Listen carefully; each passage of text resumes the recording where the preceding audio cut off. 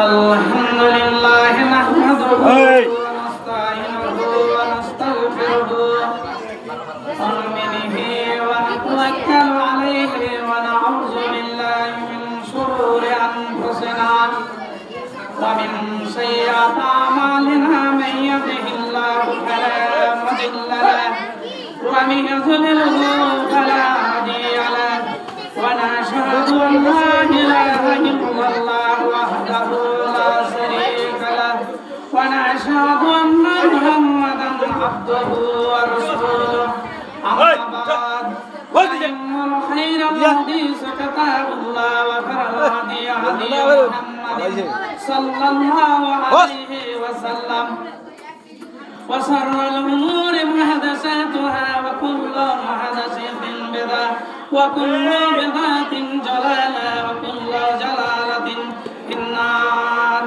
أعوذ بالله من الشيطان الرجيم بسم الله الرحمن الرحيم قل هو الله أحد الله الصمد لم يلد ولم يولد ولم يكن له كفوا أحد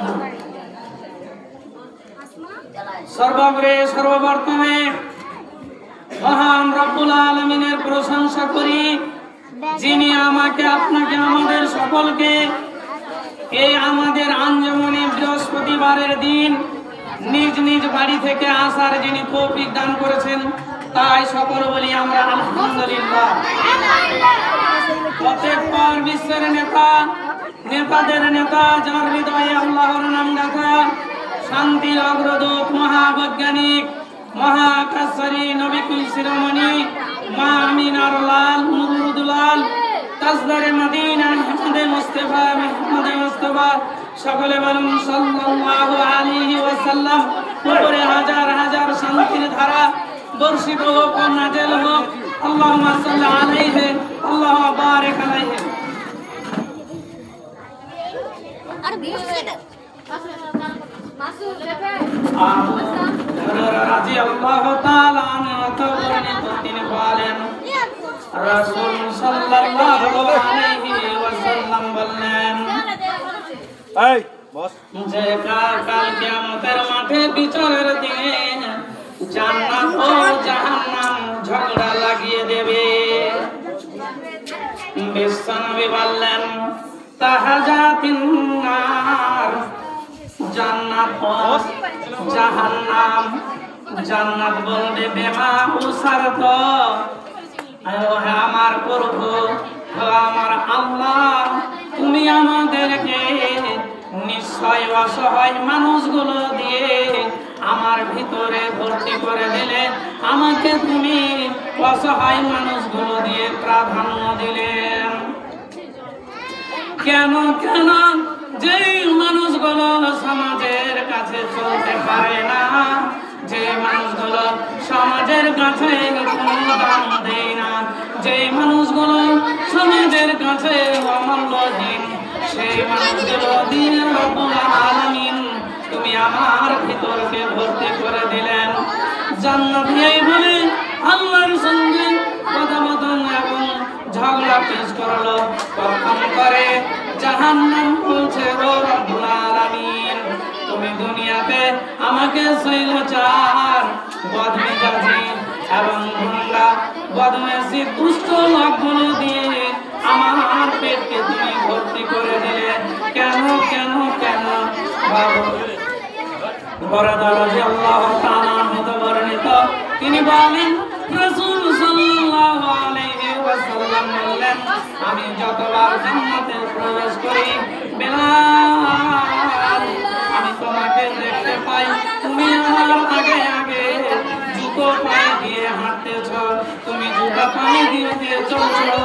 ও বেলাল, তুমি দুনিয়াতে কি আমল করেছো? বেলাল বললেন, ও আল্লাহর নবী, আমি দুনিয়াতে আমার মনের আশা পূরণ করতে পারিনি, কিন্তু আমি দুনিয়াতে যখন সর্বপ্রথম উযু করতাম, উযু করার পর আমি যখন মসজিদে দাখিল হইতাম, দাখিল হওয়ার পরে পরে আমি 2 রাকাত সুন্নাত নামাজ পড়তাম এবং 2 রাকাত নামাজ পড়তাম। তারপরে যখন আমার উযু ভঙ্গ হয়ে যেত তখন আবার পুনরায় আমি উযু করে নিতাম। আবার উযু করার পর আমার মন বলতো, বিবেকে মনে থাকতো যেন আমার 2 রাকাত সালাত পড়তে হবে। আমি যে হালাতে যে কোনো অবস্থায় আমি 2 রাকাত সালাত আদায় করতাম। মা বেলাল আল্লাহর নবী বললেন, ও বেলাল রে, আমি এবার বুঝতে পেরেছি, আমি এবার বুঝতে পেরেছি তুমি ওই 2 রাকাত সালাতের বিনিময়ে তুমি আমার আগে আগে জান্নাতের ভিতরে হাঁটো। এখান থেকে বুঝে গেল যে আমাদেরকে মসজিদে প্রবেশ করলে 2 রাকাত সালাত পড়তে হবে। এই জীবনটি হচ্ছে আমি যে বেঁচে আছি এটা হচ্ছে মহান রব্বুল আলামিনের।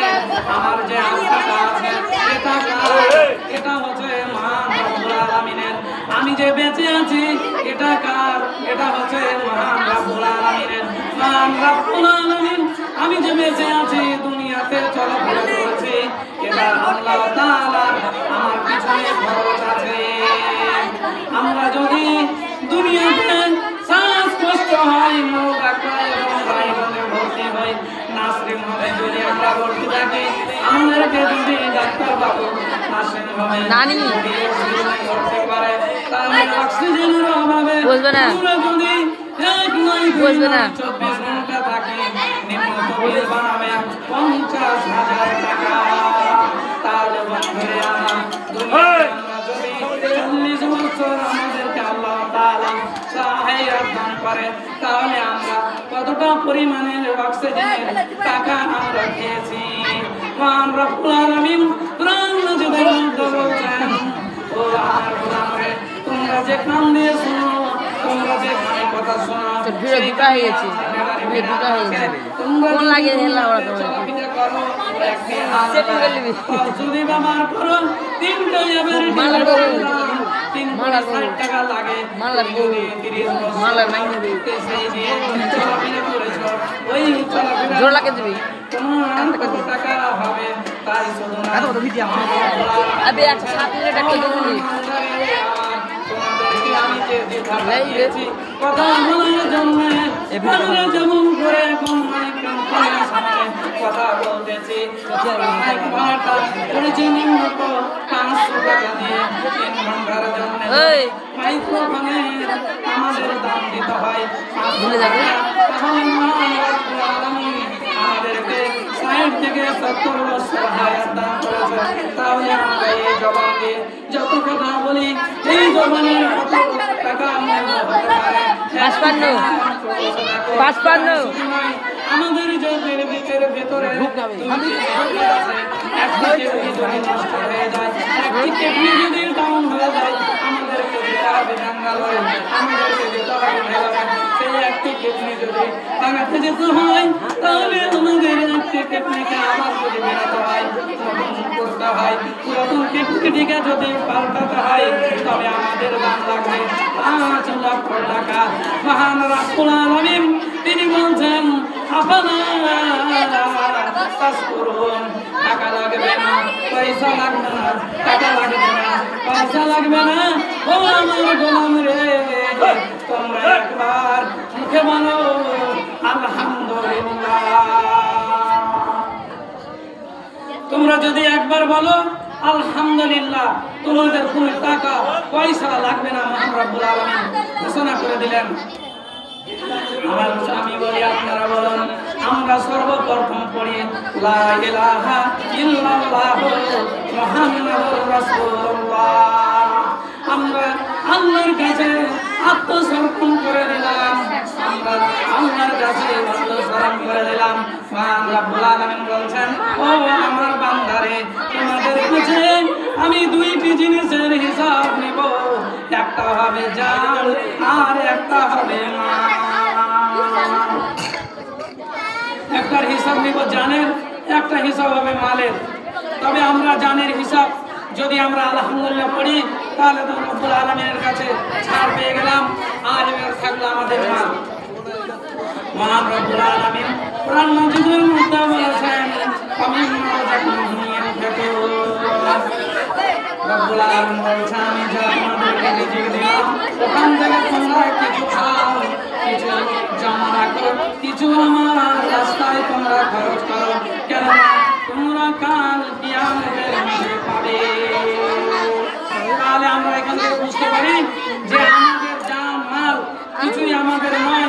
যখন আমরা সর্বপ্রথম কর্ম করেছি তখন আল্লাহ তাআলার কাছে আমরা আত্মসমর্পণ এবং মালকে ঈমানের কারণে আমরা বিক্রি করে দিয়েছি। মহান রব্বুল আলামিন বলেছেন ও আমার গোলামদের তোমরা কান খুলে শ্রবণ করো, আমি তোমাদেরকে ও ঈমানদারগণ আমি যে ব্যবসাটা করি আমার ব্যবসাটা হচ্ছে আমি জান্নাতের বিনিময় তোমাদের কাছে জান্নাতকে খরিদ করে নিই। আমি যে ব্যবসাটা করি আমার ব্যবসা কোনোদিন আমি মক্করকে দিই না, আমি কোনোদিন বেঈমানকে দিই না, আমি কোনোদিন বেনমাজিকে দিই না। আমার ব্যবসা হচ্ছে আল্লাহ তাআলা কোরআন মাজিদে বলছে ইয়া আইয়ুহাল্লাযীনা আমানু, যারা হে ঈমানদারগণ যারা আমাকে বিশ্বাস করেছো, যারা ঈমান এনেছো, তারাকে আমি তাদের কর্মের বিনিময়ে এবং টাকার বিনিময়ে আমি তাদেরকে একমাত্রই জান্নাত বিক্রি করি। আমি একমাত্রই তাদেরকে জান্নাত বিক্রি করি। অনেকগুলো বিষয় আছে, সংক্ষেপে বলি।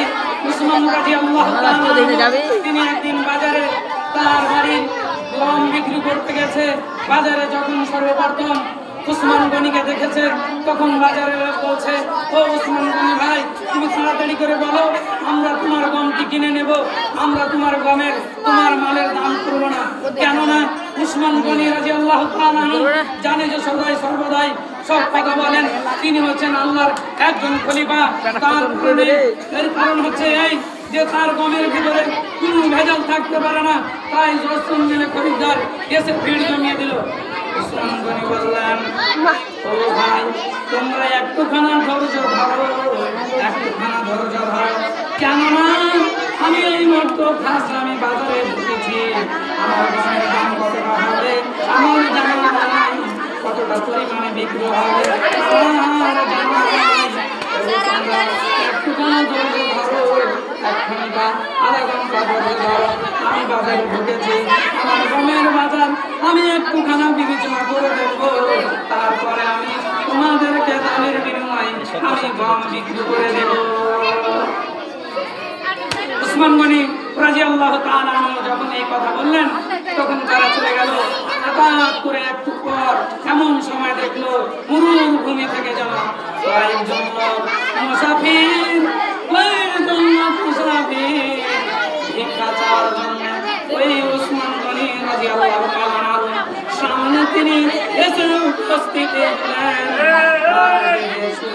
মাংস নাই, তারা যেন খেতে পায়নি, হয়ে আছে, মাথায় কোনো তেল নাই, কোনো চুলো চিরানি নাই, এমন দেহ মাংস বিন্দু দেখতে পাওয়া যায় না, শুধু যেন হাত কেসে বলছেন ও আমার আমাকে তোমরা কিছু সাহায্য করো, আমরা অসহায়, অনেক দিন ধরে খাইনি, কতদিন থেকে আমরা খাই, আমরাও নিজে বলতে পারবো না।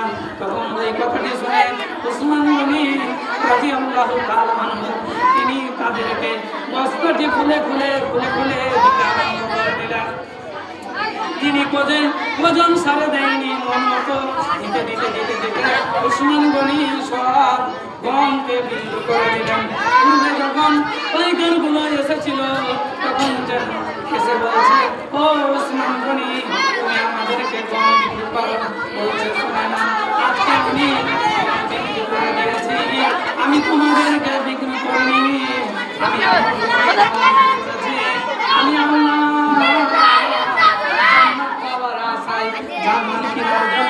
আমি জান্নাত নেব এই উদ্দেশ্যে আমি বিনা পয়সায় বিক্রি করে দিয়েছি।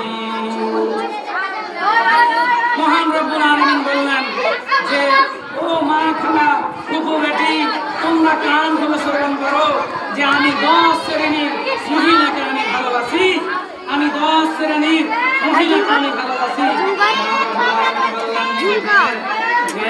এক নম্বর হচ্ছে যে মহিলা পর্দা করবে, পর্দায় থাকবে, যে মহিলা ধৈর্যশীল হবে, যে মহিলা ধৈর্যশীল হবে, যে মহিলা ক্ষমাশীল হবে, যে মহিলা দুনিয়াতে সবকে ক্ষমা করে দেবে, যে মহিলা ধন করা করবে, যে মহিলা ধন করাকারী হবে, যে মহিলা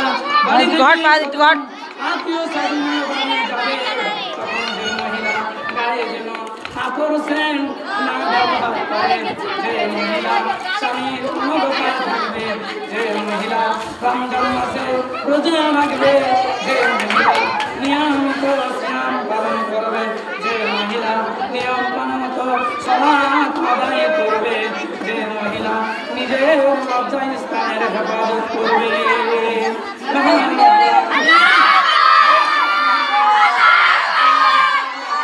নিজে বলছেন আমি ওই সব শ্রেণীর মহিলাকে ভালোবাসি।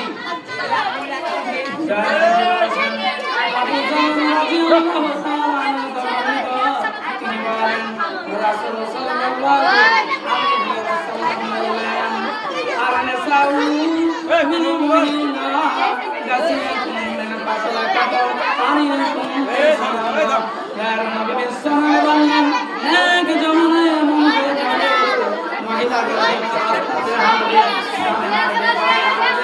রাস্তা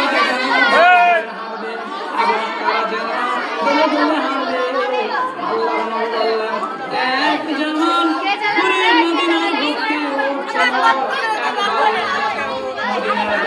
রাস্তা দিয়ে উঠগুলো তখন ছিল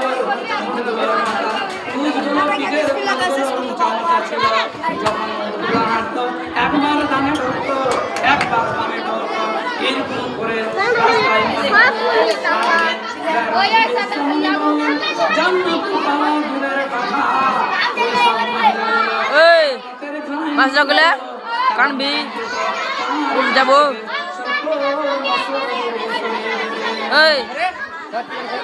আবু হুরায়রা রাদিয়াল্লাহু তাআলা আনহু তিনি বলেন রাসূল সাল্লাল্লাহু আলাইহি ওয়াসাল্লাম বলেন ও তোমরা শুনো এমন একটা জান্নাত আছে, একটা জান্নাতের ঘর আছে, যেই জান্নাতের ঘরে বাইরে থেকে ভিতর দেখা যায় আর ভিতর থেকে বাইরে দেখা যায়।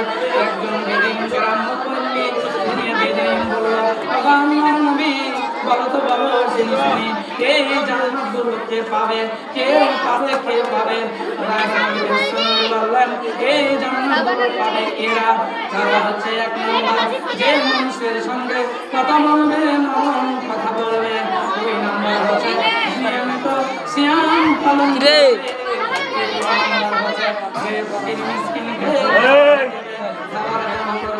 চতুর্থ নম্বর হচ্ছে যে রাত্রে নিয়মিত সিয়াম পালন করবে।